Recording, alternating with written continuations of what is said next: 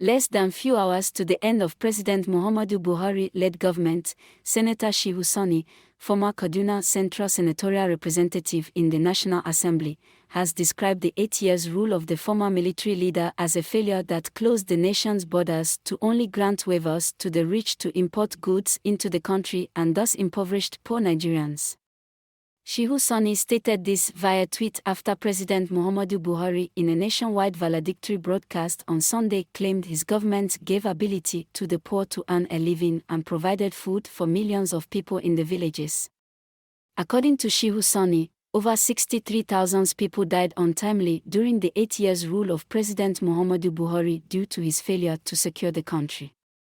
Shehu Sani tweet reads, in quote, "He led the country without any economic direction.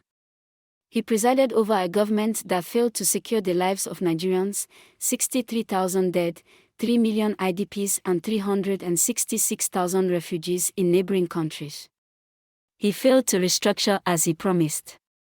He granted waivers to the rich and impoverished the poor. He closed the borders for those who import bags of rice on motorcycles and permitted those who use the ships.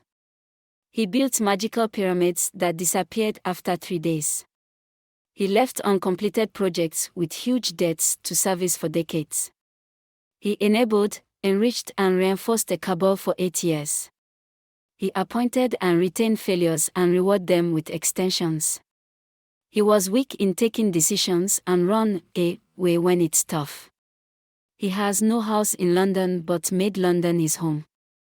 He left behind record inflation, record devaluation, record unemployment, record fall in GDP, record figures of poverty and record plunder of state resources. He left behind a nation with 60 million people suffering from mental illnesses. He is leaving behind the health workers on strike. He set up traps for the next government in order to make his own look better.